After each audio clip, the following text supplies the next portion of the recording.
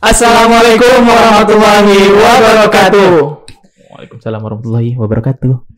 Kembali lagi bersama kita berdua di sini, MC yang fenomenal katanya. Terdahsyat dan juga populer versi kita. Iya. Saya Dedi, Saya Fadlul. kembali lagi Kita di program Ngemil, ngobrol bareng Amil. Oke. Kita udah beberapa kali ngemil Mas ya. Yang pertama itu dengan Bang Azlan, kemudian dengan Yes. Pak Ag, kita udah banyak tahu beberapa program, dan kali ini kita kedatangan bintang tamu juga narasumber yang luar biasa nih Mas. Dari mana tuh Mas narasumbernya? Jauh ya, nggak jauh banget sebenarnya, tapi ya sebelah ya, ruang sebelah. lumayan sih sebenarnya seperti itu. Oke, kita langsung sambut aja ya. Kita panggil aja. Ini dia Bang Dimas Agustin Syaputra.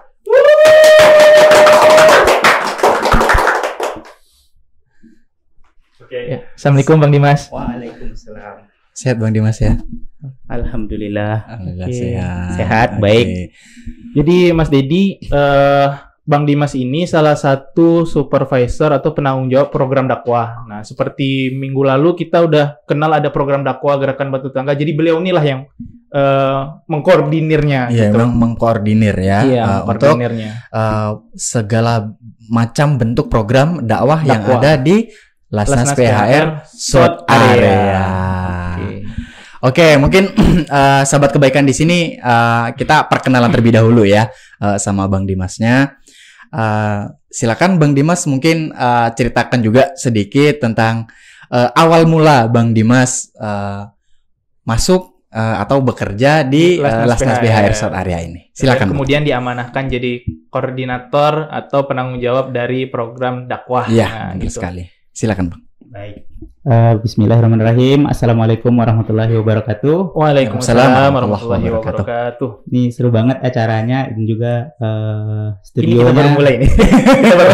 baru mulai. Studionya juga alhamdulillah ada fasilitas seperti ini di sebuah lembaga filantropi Islam. Ini saya apresiasi sekali lah. Alhamdulillah kita bersyukur kepada Allah Subhanahu wa taala dan juga salawat dan salam kepada Rasulullah sallallahu alaihi wasallam. Allahumma sholli ala sayyidina Muhammad wa ala ali sayyidina Muhammad. Assalamualaikum ya Rasulullah, assalamualaikum ya Habibullah. Kemudian juga terima kasih banyak kepada Mas Fadlul dan Mas Dedi yang sudah membawa acara ini dengan fenomenal juga gitu ya. Katanya MC fenomenal, membawa acaranya dengan fenomenal juga. Saya merasa terhormat juga ya diundang ke acara ngemil ini walaupun nggak ada cemilannya ya. Namanya beda Bang. Baik, tadi seperti yang udah diantarkan oleh MC tadi, oleh Mas Dedi dan juga Mas Fadlul, saya diamanahkan di lembaga ini di Lasnas PHR sebagai pengelola rumpun program dakwah. Dan kalau ditanya gimana perjalanan saya sampai ke titik ini, jujur ini perjalanan yang tidak sebentar seperti itu. Saya berproses di lembaga ini dari tahun 2019 awal. 2019 awal, kurang lebih ya sudah 3 tahun lebih ya, masuk tahun keempat. Masuk tahun keempat. Betul. Dan menariknya dulu itu masuk ke sini nggak ujuk-ujuk langsung mengelola Program dakwah satu gitu ya. rumpun program gitu, enggak. Tapi saya memulai dari admin gitu ya, ataupun petugas data center dari Lasnas PHR itu sendiri, yang dulunya masih namanya Lasnas Chevron gitu. Gitu ya. Kemudian terkait hal ini, mungkin bagi sobat kebaikan semuanya gitu ya, kan sobat kebaikan nyebutnya ya. Iya, kebaikan. Mungkin yang ingin saya sharingkan bahwasannya Lasnas PHR sebagai salah satu lembaga filantropi Islam yang mungkin kebanyakan orang di luar sana ya Mas ya, itu memiliki stereotip terhadap lembaga sosial, lembaga filantropi Islam khususnya lembaga zakat gitu. Lembaga zakat ini distigmakan eksklusif dalam menerima SDM-nya gitu. Yang bisa masuk ke situ orang-orang tertentu aja gitu. Yang bisa masuk ke situ dari kelompok tertentu aja. Nah ini saya pengen sampaikan bahwasanya hal itu nggak benar. Karena saya masuk ke lembaga ini berkarir gitu dari staf data center, administrasi sampai sekarang menjadi supervisor rumpun program dakwah ini, itu jalur masuk umum kok. Nah, artinya nggak ada jalan tol nggak eksklusif lah gitu. Sebagaimana yang lainnya juga gitu ya, Bang. Iya, kebetulan jalan tol pun baru terbang. Gimana gitu kan? Artinya siapapun bisa berkarya, berproses serta berkhidmat di lembaga kita ini gitu. Kita sangat terbuka untuk anak-anak muda wabil khusus yang siap berkontribusi untuk bangsa dan umat ini gitu. Oke. Di awalnya dari admin, kemudian berproses akhirnya sampailah di titik amanah menjadi supervisor program dakwah gitu ya, Bang Dimas ya. Oke. Nah, baik Bang Dimas, ini dari rumpun program dakwah itu sendiri, Bang. Itu sejauh ini program-programnya itu apa saja, Bang, yang sudah terlaksana gitu. Kemudian yang sekarang berjalan lah seperti itu ya programnya. Iya. Mungkin saya sharingkan juga, saya diamanahkan menjadi pengelola ataupun supervisor di rumpun program dakwah ini kurang lebih dari tahun 2020 awal juga gitu. Oh iya. Dan misi dari diposisikan atau diamanahkannya saya sebagai supervisor rumpun dakwah ini secara definitif itu sebenarnya satu aja, amanah dari direktur area dan manajer operasional ketika itu. Tolong diaktifasi seluruh program-program yang relate ke rumpun dakwah ini yang dulunya itu masih berjalan secara konvensional gitu. Tolong diaktifasi dan dibuat sistemnya menjadi sistem yang unkonvensional. Kurang lebih seperti itu. Maksudnya tuh gimana tuh, Bang Dimas? Konvensional dengan unkonvensional tuh? Ya. Aku nggak ngerti. Nah, misal gini akan tadi ya, apa aja nih program-programnya. Nah, kurang lebih kalau di rumpun dakwah itu sekarang berjalan ada 5 program reguler kita. Kita nyebutnya program reguler lah. Ya, jadi yang pertama ada Madrasah Mu'alaf. Kemudian ada program Gerakan Bantu Tetangga. Kemudian ada program Akademi Guru Madrasah. Yang keempat ada program Dakwah Masyarakat. Dan yang kelima, yang terakhir ada program Panti Asuhan Madani. Panti Asuhan Madani. Nah, apa hubungannya dengan yang tadi konvensional, unkonvensional tadi? Ini sebenarnya program-program yang 5 ini tadi, sebelum saya didefinitifkan di rumpun dakwah gitu ya, itu sudah ada. Tapi proses atau sistem yang berjalan dari program tersebut masih konvensional, masih sederhana gitu, masih katakanlah yang rumpun program Madrasah Mu'alaf tadi ya. Dulu itu mu'alaf di wilayah operasional lembaga kita tetap mendapatkan manfaat dari lembaga gitu ya, yang diamanahkan oleh para donatur dan muzaki, tapi hanya dalam bentuk charity saja. Katakanlah mereka kita berikan santunan atau bantuan, hanya bantuan itu saja gitu. Kayak paket sembako gitu aja ya. Material aja. Katakanlah itu bantuan bahan pangan, bantuan keuangan dan seterusnya, tapi tidak ada segmen lain yang kemudian kita support juga gitu. Akhirnya ketika tahun 2020 awal diamanahkan untuk mengaktifasi program serta membangun sistem, kita coba untuk mengelaborasi program Madrasah Mu'alaf ini menjadi sebuah program yang tidak hanya memberikan manfaat secara material saja kepada si mu'alaf ya, tetapi ada value juga yang kita tumbuhkan dari binaan mu'alaf kita tadi. Masya Allah, luar biasa kali Mas Dedi ya. Tahu apa yang luar biasanya tadi? Banyak sekali banyak sekali bahasa-bahasa yang aku pun nggak ngerti ya. Yang luar biasa. Tapi ngerti ya, ngerti. Sobat kebaikan insya Allah ngerti. Sobat kebaikan semuanya insya Allah. Bayangin elaborasi, value, konvensional, definitif harus ngerti ya. Itu harus ngerti kita sebelum dengar podcast ini tuh. Mungkin kalau nyebutin pengertiannya agak susah sih, tapi intinya maksudnya ngerti. Jadi konvensional itu maksudnya program itu telah ada, cuma belum seaktif dan belum seefisien mungkin lah gitu ya dalam berjalannya. Cuma sekedar ya kalau istilah kita orang-orang biasa kan ya udah ngasih sembako udah selesai, nggak ada kayak pembinaan atau semacamnya gitu sebelumnya, Bang Dimas ya. Oke. Itulah beberapa program itu berjalan ya, Bang Dimas ya. Programnya ya masih berjalan sampai saat ini ya. Insya Allah masih berjalan. Alhamdulillah. Oke. Nah, Bang Dimas, jadi dari tadi Bang Dimas udah menyebutkan yang tadinya konvensional gitu ya, sampai setelah Bang Dimas di definitif. Bahasanya seperti itu. Nggak apa-apa, diadopsi aja. Supaya Nambah perbendaharaan kata. Iya, supaya lebih familiar juga kan gitu. Pembendaharaan kata. Pembendaharaan. Gimana tuh? Bayangin. Nambah kosakata bahasa lainnya. Iya. Jadi kalau dinilai Bang itu berarti ada peningkatan yang signifikan atau tidak, atau dari pandangan Abang sendiri dari program-programnya itu? Ya, jadi gini Mas Dedi dan Mas Fadlul. Oke. Asik. Jadi ada gitu ya. Ada dong. Kalau masalah meningkat nggak meningkat, jujur saya secara personal nggak fokus di situ sih. Ya, karena memang boleh jadi hitung-hitungan saya meningkat, ternyata hitung-hitungan penerima manfaat atau orang lain gitu ya. Ini nggak ningkat banget kok gitu. Namun saya teringat dengan sebuah statement dari filsuf Hindu nih. Mungkin Mas Fadlul juga familiar, si Bapak Mahatma Gandhi. Oh iya. Jadi beliau punya statement Kenal. yang apa namanya menarik menurut saya ya. Apa kata beliau? Hiduplah seolah-olah engkau akan mati besok. Dan belajarlah seolah-olah engkau akan hidup selamanya. Nah, maksudnya apa? Yang beliau sampaikan ini relate juga dengan ajaran Islam loh. Iya benar. Apa kata Rasulullah SAW kan? Tentang hiduplah seolah-olah engkau mati besok.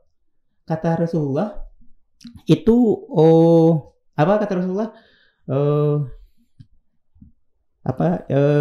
Lakukanlah apa yang engkau ingin lakukan, tapi ingat seluruhnya akan dimintai pertanggungjawabannya. Iya. Kemudian kerjakanlah, berlakulah sesukamu, tapi ketahuilah akan ada hari pembalasan. Kemudian cintailah siapapun yang hendak engkau cintai, namun ingat seluruh yang engkau cintai akan meninggalkanmu. Kurang lebih seperti itu.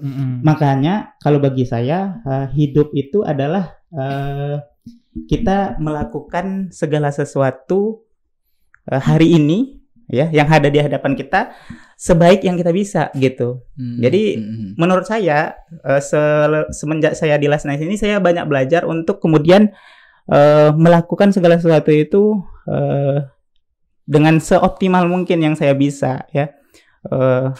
Saya sering mikir saya ada di sini diamanahkan dengan amanah ini ya, pokoknya saya ingin memberikan yang terbaik lagi. Memberikan yang terbaik, benar gitu. Betul. Nah, jadi kalau kita berbicara meningkat nggak meningkat, mudah-mudahan kalaupun ada peningkatan dari program-program ataupun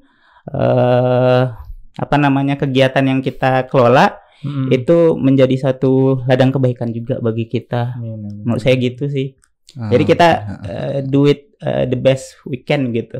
Apa yang kita bisa, kita harus lakukan dengan yang terbaik gitu. Oke, tentunya dengan observasi, analisis, dan target-target yang terukur ya Bang. Benar, itu bagian dari proses kita melakukan yang terbaik tadi. Oke. Luar biasa. Jadi dari program yang sudah Bang Dimas tadi sebutkan juga, kemudian perkembangannya seperti apa, kira-kira dari beberapa program itu Bang, ada nggak Bang yang sifatnya terkesan banget, terutama untuk Bang Dimas pribadi, dan juga ini kalau di highlight juga bisa jadi ini apa ya, profil lembaga banget gitu loh. Tuh kira-kira apa tuh Bang dari sekian banyak program tadi? Ya, yang paling berkesan. Ya, jadi sebenarnya kalau bagi saya nothing very special sih. Kelima-limanya itu atau seluruhnya itu spesial gitu. Tapi kalau memang diminta ada nggak yang spesialnya itu special plus lah gitu. Ya, biasanya spesial. Mungkin saya mau meng-highlight sih program gerakan bantu tetangga.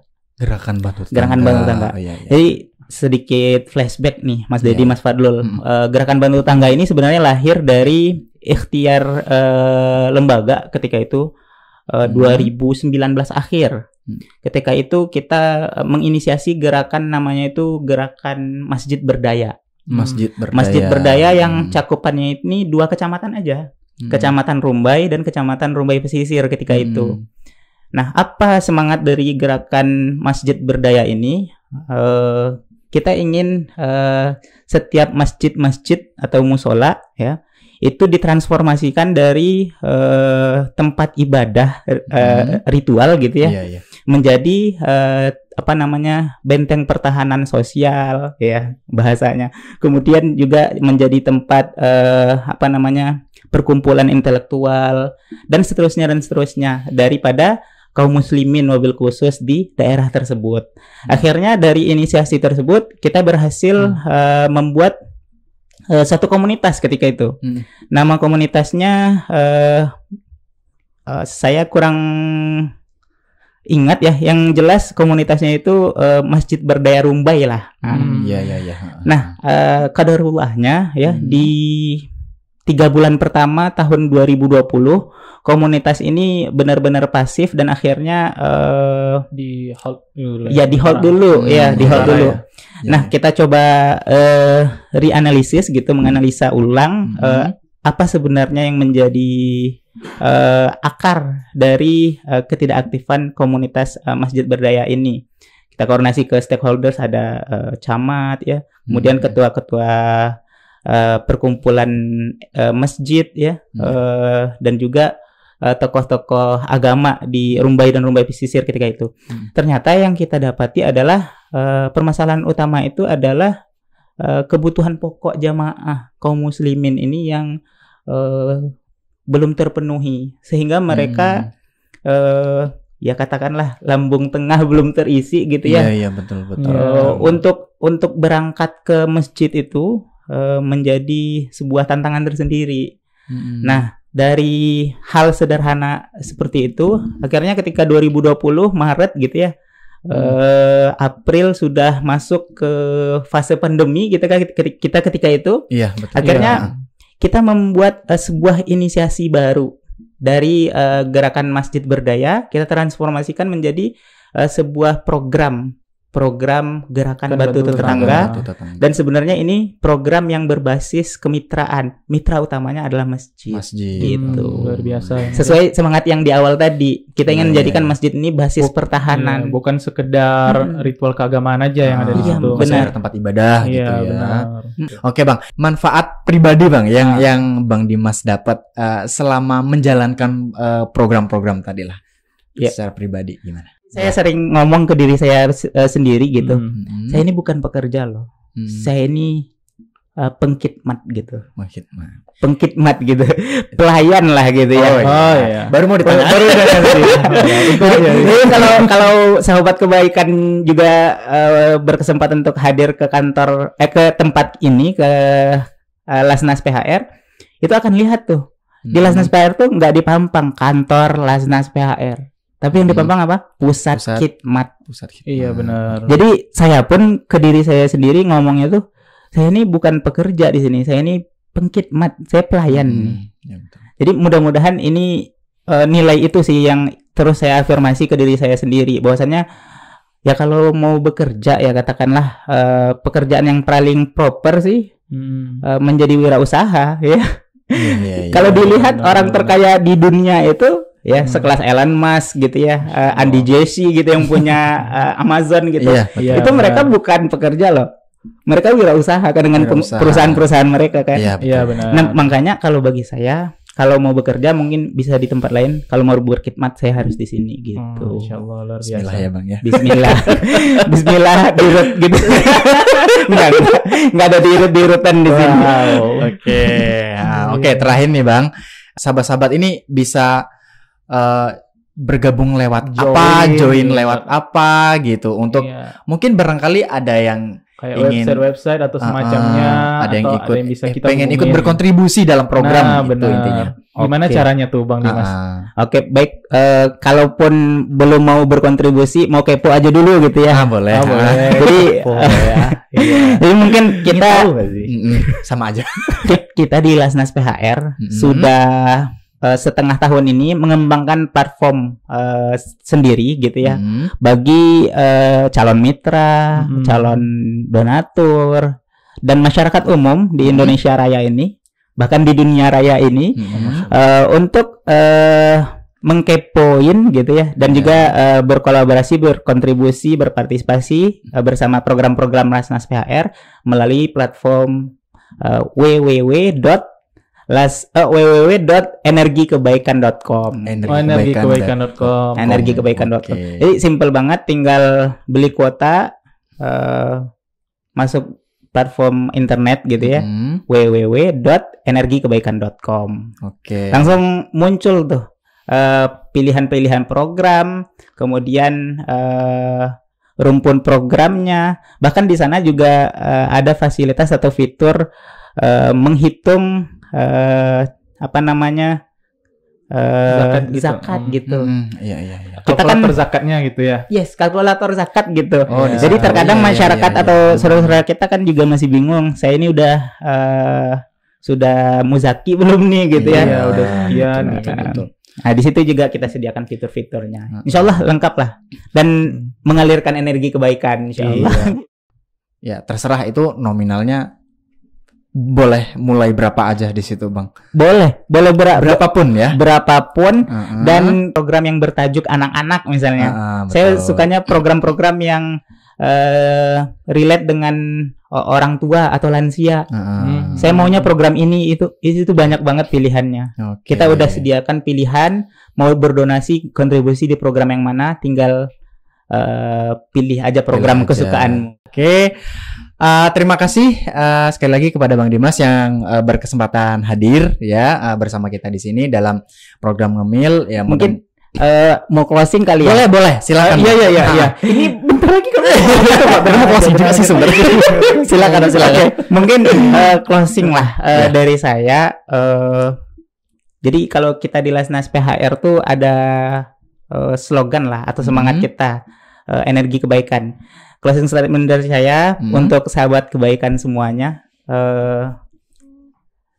jangan bosan jadi orang baik, dan menjadi baik saja tidak cukup, karena yang paling cukup untuk kita adalah memastikan kita konsisten terus dalam kebaikan. Terima kasih. Luar biasa Bisa diulang nggak tuh? Ingatnya cuma jangan bosan jadi orang baik. Jadi orang baik. Terima kasih. Ya intinya itu ya, jangan bosan jadi orang baik. Bisa jadiin caption atau quotes boleh, silakan. Bisa. Langsung Dimas Agustin. Intinya teman-teman bagi yang ingin ikut berkolaborasi silakan kunjungi di energikebaikan.com. Nanti teman-teman di sana bisa ikut ya berkhidmat, ikut berdonasi dan lain sebagainya, nanti tersedia di platform itu. Oke, cukup sekian untuk program Ngemil kita di kesempatan kali ini. Terima kasih sekali lagi kepada Bang Dimas yang berkesempatan hadir. Dan kita pamit undur diri. Saya Dedi, saya Fadlul. Wabillahi taufiq wal hidayah. Assalamualaikum warahmatullahi wabarakatuh.